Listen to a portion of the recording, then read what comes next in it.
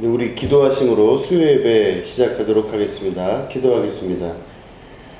하나님 아버지, 이번 주중도 여러 가지 많이 힘들고 어렵고 또 날씨도 어렵고 이제 이런 것들이 있지만 또 우리가 주님 말씀 사모하며 주님 전에 모였습니다.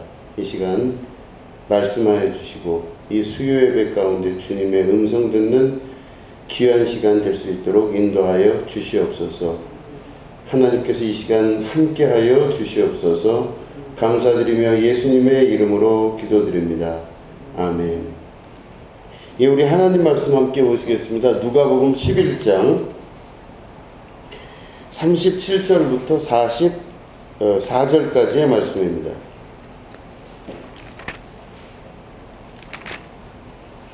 누가복음 11장 37절부터 44절까지의 말씀입니다. 예, 우리 말씀을 교독하도록 하겠습니다. 예수께서 말씀하실 때에 한 바리새인이 자기와 함께 점심 잡수시기를 청함으로 들어가 앉으셨더니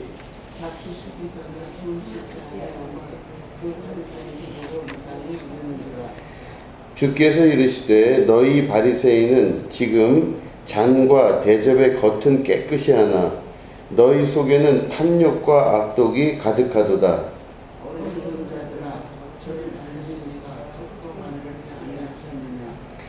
그러나 그 안에 있는 것으로 구제하라. 그리하면 모든 것이 너희에게 깨끗하리라.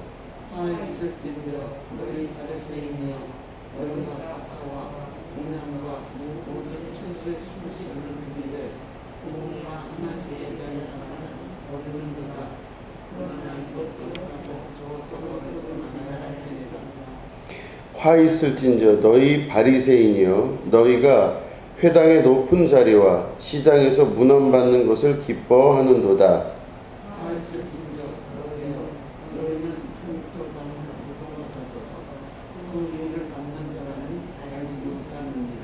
아멘. 오늘은 겉은 깨끗하나 라는 제목 가지고 함께 말씀을 나누도록 하겠습니다. 우리 본문 말씀은 예수님께서 이렇게 말씀을 전하고 하실 때 그 바리새인 중에 한 명이 예수님을 식사를 초대합니다. 그래서 우리 집에 가셔서 점심 식사를 좀 같이 하시면 어떻겠습니까? 그래서 이제 바리새인이 예수님을 식사를 초대했어요. 그래서 그 예수님이 그 바리새인 집에 가서 이제 같이 식사를 하시는데 그 식사 전에 이스라엘 사람들이 가지고 있는 예법은 이렇게 손을 깨끗이 씻고 또 발을 정돈하고 씻고 그 안에 들어가서 이제 식사를 하는 건데 예수님을 보니까 손을 안 씻으시는 거예요. 그러니까 바리새인이 보니까 참 불결하다. 근데 이제 정확히는 성경적인 말씀으로 보면 부정하다 이렇게 봅니다. 그러니까 불결하고 깨끗하지 않은 것으로 보는 게 아니라 부정하다 보는 거예요. 왜냐면은 단순히 이게 위생적으로 이걸 씻고 안 씻는 문제가 아니라 이스라엘 사람 안에 있는 율법의 문제거든요. 그러니까 그 율법에서 봤을 때 부정하다 이렇게 보는 겁니다. 율법을 어긴 거라고 본 거죠, 예수님을. 그래서 그거를 이 바리새인이 보고 예수님을 그 손을 안 씻는 걸 보고 이상히 여기더라 이렇게 기록되어 있습니다. 이상하다. 왜 손을 안 씻지? 이렇게 된 거겠죠. 그럴 때 예수님께서 그 바리새인의 그 이상히 여기는 그 모습을 보시고 단도직입적으로 그냥 말씀을 하십니다. 이거 보면 예수님이 이렇게 조심스럽게 말씀하시진 않으셨던 것 같아요. 아예 대놓고 직접적으로 말씀을 하신 것 같습니다. 이게 뭐라 그러냐면 주께서 이르시되 너희 바리새인은 지금 잔과 대접의 겉은 깨끗이 하나 너희 속에는 탐욕과 악독이 가득하도다 이래요. 그러니까 예수님의 손 씻지 않는 걸 보고 이렇게 이상하게 여기셨다 이렇게 말씀을 오늘 보는데 예수님은 너희 바리새인들은 잔과 대접의 겉은 깨끗이 하나 그 속에는 아주 탐욕과 악독이 가득하도다 이렇게 얘기합니다. 그러니까 이제 이 바리새인의 그 모습을 보고 맨 마지막에는 더 심한 말씀을 하시죠. 우리가 맨 마지막 보면은 화 있을진저 44절 너희는 평토장한 무덤 같아서 그 위를 밟는 사람이 알지 못하니라 이렇게 되어 있습니다.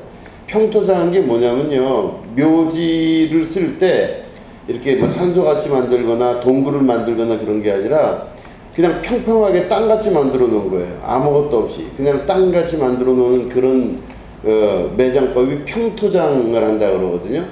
그러면 평토장을 하면요, 동네 사람 아는 사람들이야 거기가 묘지라고 생각하니까 피해가기도 하고 할 텐데, 모르는 사람이 지나가다 보면요 그냥 길바닥하고 똑같기 때문에 거길 그냥 걸어가는 거예요. 정상적인 그런 일반적인 땅이라고 생각하고 걸어 다니는 겁니다. 그런데 겉으로 볼 때는 그냥 일반 평범한 도로 같고 평범한 땅 같아 보이지만 그 속에는 시체가 썩고 있는 그런 게가 바로 평토장인 거죠. 그러니까 예수님께서 이 바리새인을 심하게 나무라시면서 하시는 말씀은, 너희들이 겉으로 볼 때는 평범해 보이고 아무 문제 없어 보이고 혹은 깨끗해 보이고 그래 보이지만 그 속에는 시체가 썩고 있는 정말 악독과 더러움과 추악함이 그 속에 있는 너희들이다 이렇게 말씀을 하시는 것입니다. 겉사람에 익숙한 사람들은요 아주 겉사람의 모든 것들을 다 이렇게 포장하여 사는 것을 볼 수가 있습니다. 겉사람을 아주 중요시 여기는 문화, 그리고 겉사람을 아주 소중히 여기는 그 문화가 어느 민족에게나 어느 시대나 다 있었습니다. 그래서 겉으로 볼 때 멀쩡해 보이는 것을 좋아하죠. 그러니까 이 제 말이 뭐냐면 겉으로 볼 때 평토장한 무덤과 같은 겁니다. 겉으로 볼 때는 멀쩡해 보여요. 겉으로 볼 때는 아주 사람 괜찮아 보이고 평범해 보여요. 근데 그 속은 어떻죠? 시체가 썩고 있는 아주 악한 것들이 많은 겁니다. 그러니까 저도 우리나라 사람들 그 전에 보면요, 제가 독일에 있다가 한국에 잠깐 들어온 적이 있었는데, 들어올 때 벨기에 공항에 이제 가서 있었어요.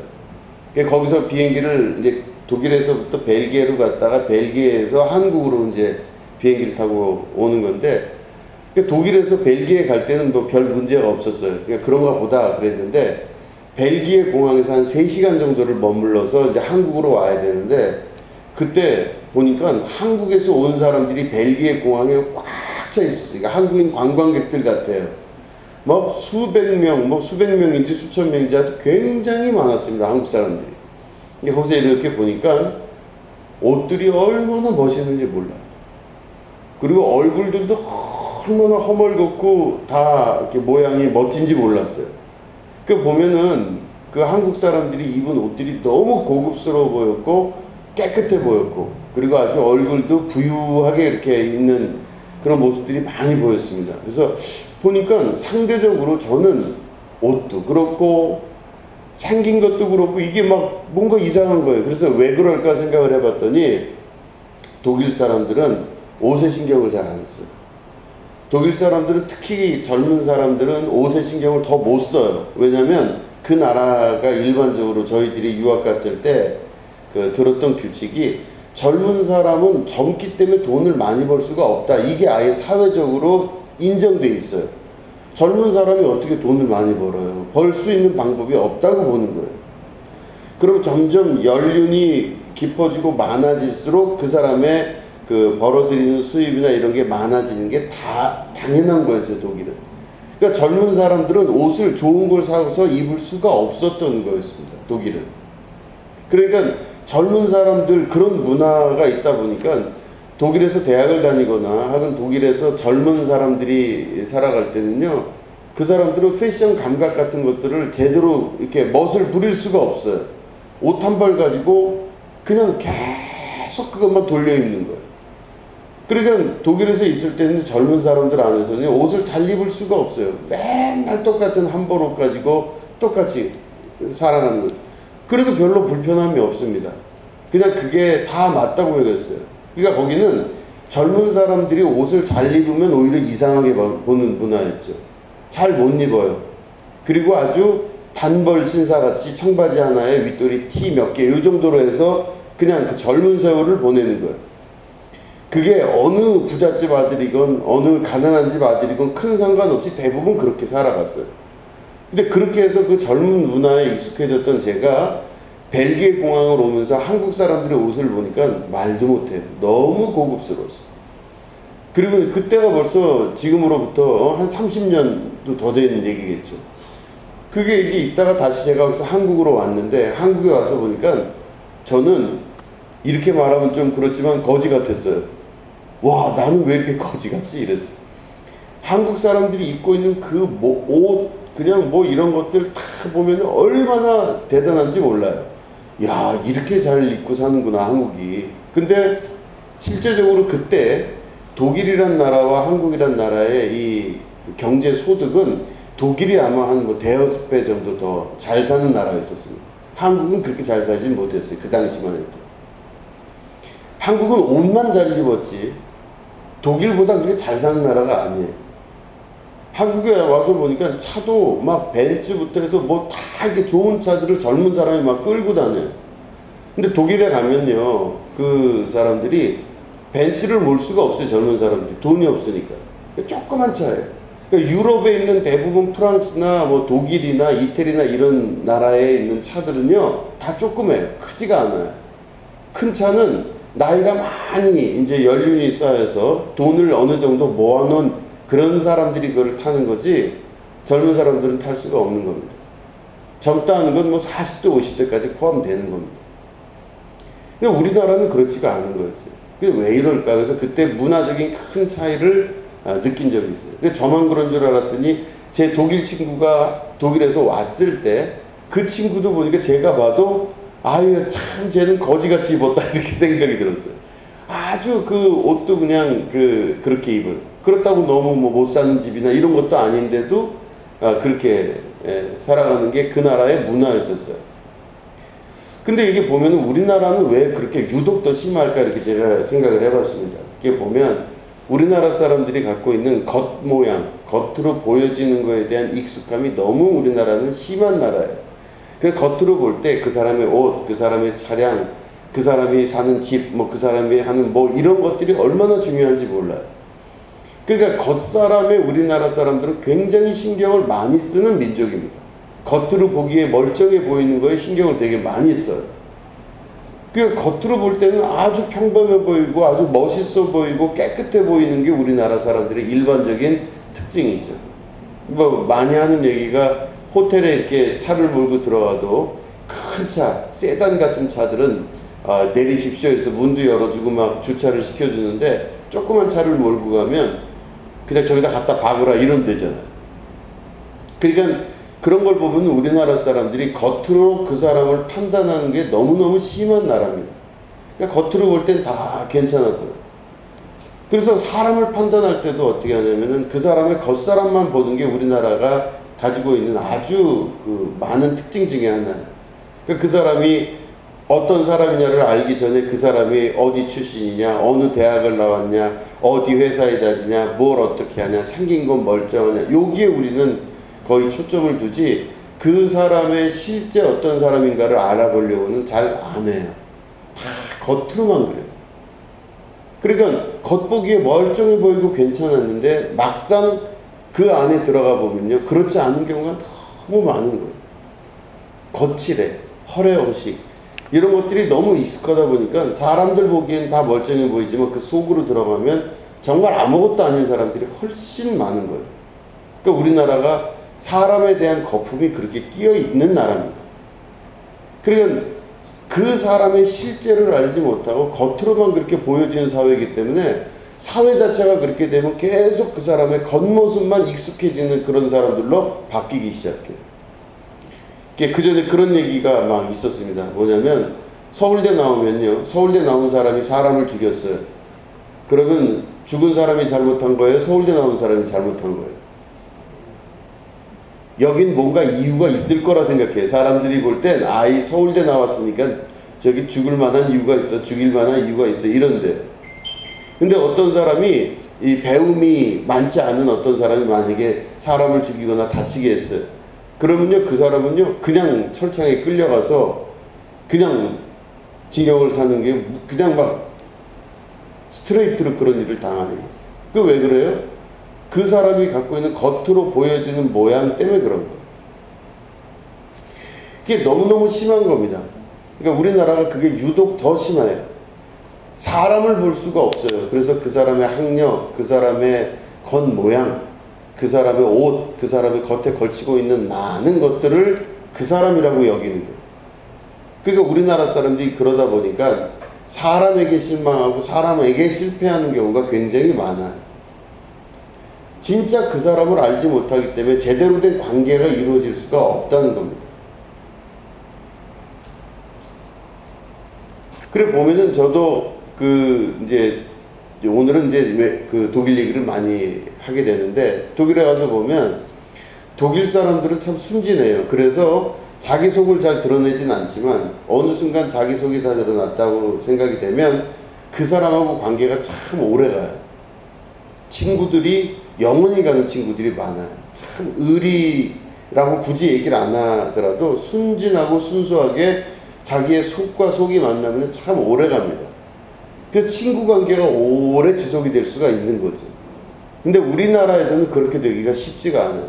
우리나라에서는 그런 관계가 참 어렵다는 겁니다. 왜냐하면 겉사람이 중요한 나라이기 때문에 속사람의 문제가 아니라 겉사람이 중요하기 때문에 그 사람이 지금 겉이 어떻게 됐냐에 따라서 친구 관계도 변하고 가족 관계도 변하고 모든 인간관계도 다 그거에 의해서 변해요. 그러니까 이게 이 우리나라 사람이 갖고 있는 이 문화 자체가 얼마나 문제가 많은 문화인지, 아마 예수님이 이 땅에 지금 2022년에 오신다면 그 바리새인에게 하셨던 그 말씀이 그대로 우리나라 사람 대부분에게 말씀하시는 그런 종류의 말씀일 수도 있다라고 하는 거예요. 평토장한 무덤 같아서 너희들은 겉으로 볼 땐 멀쩡해 보이지만 속으로 볼 때는 그게 아니라는 겁니다. 그러니까 그 사람을 볼 수 있는 눈을 기를 수가 있으셔야 됩니다. 예수님은 사람을 볼 때 하나님의 눈으로 보신다고 하시면서 하나님은 어떤 걸 보시냐 그렇게 말씀하시냐면 그 사람의 겉사람이 아니라 그 사람의 속사람을 본다 이렇게 말씀하셨어요. 그러니까 예수님은 겉사람이 아니라 속사람을 보시고 우리 하나님은 그렇게 보시는 분이시라는 겁니다. 그러니까 내가 무슨 옷을 입었는지 내가 생긴 게 멀쩡해서 아니면은 뭐가 어때서 그거를 보시는 게 아니라 그 속사람을 보시려고 하는 게 하나님이신 거죠. 그러면 여기는 중요한 단어가 있는데 바로 뭐냐면 본다는 거예요. 뭘 보느냐 이게 되게 중요해요. 내가 무엇을 보느냐 이게 아주 중요한 겁니다. 그러니까 하나님처럼 예수님처럼 그 눈으로 예수님 눈으로 하나님 눈으로 사람과 세상을 보느냐 아니면은 내 육신의 생각대로 그것들을 보느냐 이게 아주 중요한 겁니다. 우리는 예수님의 눈을 가지고 살아야 됩니다. 예수님이 보시는 것과 같은 방식으로 세상을 볼 수 있으셔야 돼요. 예수님의 눈을 가진다는 것은 창세기 3장에 보면 그런 얘기가 있습니다. 제가 한번 읽어보겠습니다. 창세기 3장 5절에는요 무슨 얘기가 나오냐면 뱀이 아담과 하와를 꼬셔요. 하와를 꼬시는 장면의 이야기가 나와요. 에덴 동산 안에서 뱀이 마귀가 하와를 꼬시는데 뭐라고 꼬시는지 잘 보세요. 제가 읽어보겠습니다. 너희가 그것을 먹는 날에는 너희 눈이 밝아져 하나님과 같이 되어 선악을 알 줄 하나님이 아심이니라 이렇게 꼬셔요. 이걸 먹는 날에는 어떻게 된다고요? 너희 눈이 밝아진대요. 그러면 이 뱀이 이야기한 눈이 밝아지는 거예요. 그러면 뭔가 좋아 보이잖아요. 눈이 밝아지니까. 그래서 하나님과 같이 된대요. 눈이 밝아져서. 그러면 지금까지는 눈이 어두웠다는 거죠. 선악과 먹기 전에는 눈이 어두웠는데 선악과를 먹으면 눈이 밝아지는 거예요. 그랬는데 이 뱀이 눈이 밝아진다 그랬는데 하와가 그 꼬임에 넘어가서 먹었어요. 먹고 아담 남편에게도 그걸 주어서 먹었는데 그때 어떻게 되냐면 그들의 눈이 확 밝아졌어요. 그 밝아진 게 뭐죠? 서로의 부끄러운 것을 보기 시작한 거예요. 그래서 서로의 부끄러운 곳을 봐서 그거를 급히 가리느라 막 정신이 없는 겁니다. 그걸 가리고 하나님의 눈을 피해서 도망가기 시작했어요. 그러니까 눈이 밝아져서 나타난 현상이에요. 그러면 이걸 어떻게 볼 수 있느냐? 너희 눈이 밝아져, 이거를 보면은 육신의 눈이 밝아진 거예요. 영의 눈은 이미 있었는데 육신의 눈이 딱 떠지기 시작한 거예요. 마귀의 뜻대로. 그 육신의 눈이 띄어지니까 영에 대해서 눈이 밝았던 이 아담과 하와가 영의 눈이 어두워지고 육의 눈이 밝아지면서 육신으로 살기 시작해요. 그 육신으로 살면서 눈이 밝아지니까 상대방의 부끄러움을 보고 내 부끄러움을 보는 거예요. 그러니까 가리기에 정신없어요. 자, 보시면 그 가린다고 하는 거가 결국에는 이 나무 이파리를 뜯어다가 이걸 가렸잖아요. 부끄러운 데를. 그러면 이게 인류 최초의 의상이에요. 의상. 겉으로 보여지는 패션이에요. 패션. 이걸 보면 사람들이 자기의 부끄러움을 가리기 위해서 옷을 입는 거잖아요. 그죠? 그러면은 눈이 밝아져서 상대방의 약점을 보는 눈이 우리가 커진 거예요. 내 약점도 보지만 상대방의 약점을 보는 눈이 커지니까 그 약점을 가리기 위해서 사람들이 옷을 막 입고, 그 약점을 가리기 위해서 내가 좋은 차를 타고, 그 약점을 가리기 위해서 좋은 것으로 치장을 해서 자기의 약점을 다 가려버리는 거예요. 그 사람들이 이렇게 보면요, 저 사람이 다 가려져 갖고 그 부끄러운 게 없다고 생각하겠죠. 그런데 실제로 보면 그 속에 부끄러운 게 있잖아요. 이게 창세기에서 이야기하는 인류 최초의 눈이 떠진 사건을 말하는 겁니다. 그러면 내가 그 눈이 영적인 눈이 아니라 육의 눈이 탁 떠진 다음에 그 육의 눈이 떠져서 돌아다니고 사람들을 그렇게 육의 눈으로 바라보는 문화가 있다면, 이 문화는 누가 좋아하는 문화냐면 악한 마귀 사단의 권세가 좋아하는 문화예요. 사람을 겉으로 보고 겉으로 판단하고 그 사람의 겉모습을 통해 가지고 그 사람을 알려고 하고, 이런 문화들이 다 그런 문화예요. 근데 바리새인이 그런 문화에 익숙해 있는 거예요. 이 바리새인은 예수님의 손을 닦는 문화의 그 율법 문화를 중시 여겼어요. 근데 예수님은 그 겉으로 볼 때의 손을 닦는 문화보다 더 중요한 게 바로 뭐냐면 그 속에 있는 게 더 중요하다고 그러셨어요. 성경의 다른 구절을 보면 그런 말씀이 있습니다. 사람에게 무엇을 먹든지 내 입으로 들어가는 것이 나를 더럽히지 못해요. 그런데 정말 더러운 거는 내 속에서 나오는 게 더 더럽다 말씀하셨어요. 입으로 들어가는 게 더러운 게 아니라 내 속에서 나가는 게 다 더러운 것들이에요. 내 속에 선한 것이 없는 겁니다. 내 속에서 나가는 것 중에 다 좋아하는 게 하나도 없어요. 그렇죠? 겉으로 만약에 물리적인 것으로 보더라도 내 침, 땀, 콧물, 이런 거 다 나가는 것 중에 좋은 게 어디 있어요? 다 지저분하다고 생각하잖아요. 그것뿐만 아니에요. 우리 마음속에서 일어났던 생각들이 밖으로 나가면 별로 좋은 게 없어요. 내 마음에 있는 것 중에서 밖으로 나간 것 중에 그냥 선하고 아름다운 게 하나도 없는 겁니다. 악하고 추악한 것들만 속에서 다 나가서, 그러면 결국에는 그 사람 겉에 있는 게 중요한 게 아니라 내 속이 먼저 깨끗해져야 돼요. 속이 선하고 깨끗해지고 속이 정결하게 돼야죠. 속 사람이 정결하고 강건하고 정갈하게 돼야만 돼요. 깨끗해져야죠. 근데 겉사람에만 신경 써요, 사람들은. 속에서 어떤 더러운 게 나오더라도요, 그건 별로 신경 안 써요. 다 겉에만 신경 써요. 겉사람이 중요하다고 생각하는 거죠. 그렇기 때문에 중요한 건 바로 뭐냐면, 우리가 먼저 하나님 말씀 안에서 봤을 때 우리의 눈이, 영적인 눈이 띄셔야 돼요. 육의 눈이 아니라 영의 눈이 띄셔야 돼요. 그러니까 그 사람을 겉모습으로 보는 게 아니라 그 속사람을 보셔야 되는 겁니다. 그러니까 저 사람이 막 겉으로 볼 때 아주 화려한 거를 다 이렇게 여러 스펙을 갖고 있고, 아유 멀쩡해 보이고 괜찮아 보이고 그냥 다 괜찮아 보여요. 그래도 그 사람의 영을 계속 볼 수 있으셔야 돼요. 그 영적인 걸 발견하셔야죠. 아, 저 사람이 겉으로 볼 때 참 사람이 이렇게 보이고 저렇게 보이고 아주 괜찮아 보여요. 아, 이건 어디다 놔도 자랑할 만한 그런 사람이에요. 그렇지만 그 그 사람의 겉모양을 보는 게 아니라 그 사람 속에 있는 속사람을 보려고 노력을 하시고 영의 눈이 뜨이게 해주십시오. 하나님, 나의 아버지시여, 내 영의 눈이 띄어서 저 사람의 속사람을 좀 보게 해주십시오. 이렇게 기도하고 그 사람을 바라볼 수 있으셔야 되죠. 세상을 바라보는 것도 똑같습니다. 세상도 그 사람의 겉사람을 보는 게 아니라, 그리고 그 세상의 겉모습을 보는 게 아니라 그 안에서 일어나고 있는 사건들을 볼 수 있는 믿음의 훈련과 역사가 일어나야 되는 것입니다. 속사람을 볼 수 있어야 돼요. 그 이면에서 일어나는 사건들을 확인하고 볼 수 있어야 되는 겁니다. 그래서 보면은 기도한다는 것은 실제를 보는 겁니다. 기도한다는 것은 왜 눈을 감고 기도하냐면 눈의 육신의 눈으로 보지 않겠다는 겁니다. 내가 왜 눈을 감고 기도합니까? 눈 뜨고 기도할 수도 있죠. 기도의 방법은 여러 가지가 있기 때문에. 그러나 눈을 감고 기도한다는 건 하나의 상징인데, 눈을 감는 것은 내 육신의 눈으로 세상 보지 않겠다는 뜻입니다. 영의 눈으로 세상을 보겠습니다 하고 이렇게 우리가 각오하고 하는 이런 기념적인 그런 뜻이 바로 눈을 감는 겁니다. 기도할 때 눈을 감고 보는 건 바로 그 사람의 실제를 보는 훈련입니다.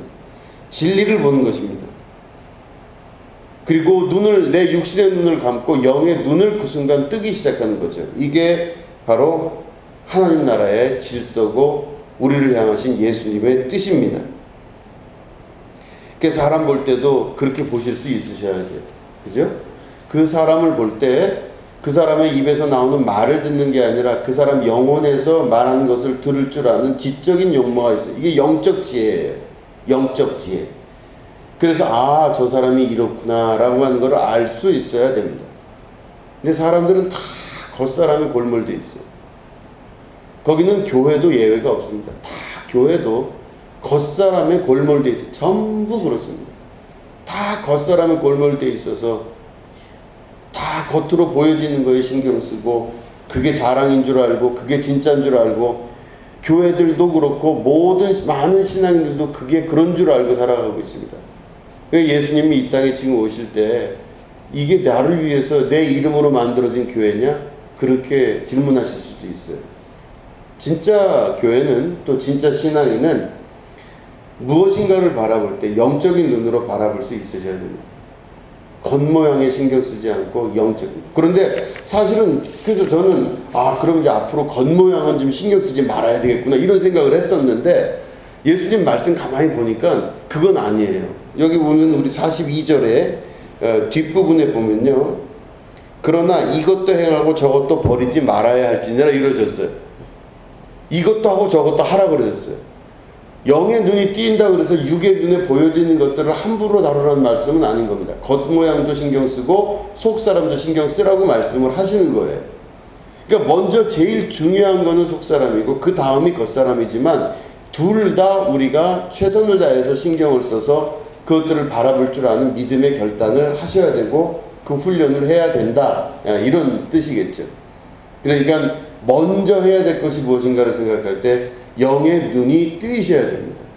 그래서 사람을 볼 때, 사건을 볼 때 그 이면에서 일어나고 있는 것들을 잘 분별하여서, 그것들을 분별하고 구별하여서 우리가 영적인 그 음성을 듣게 되는 것도 그런 것들로 인하여 감각적 상태에서 하나님의 음성을 듣게 되는 겁니다. 그럴 때 성령이 하시는 음성을 그때부터 듣고 그 길대로 따라가고 살아갈 줄 아는 믿음의 백성이 되게 되는 것이죠. 여러분들에게 이런 놀라운 영적인 눈이 띄어지는 축복이 있으시게 되기를 주님의 이름으로 축원합니다. 기도하겠습니다. 하나님 아버지, 감사합니다.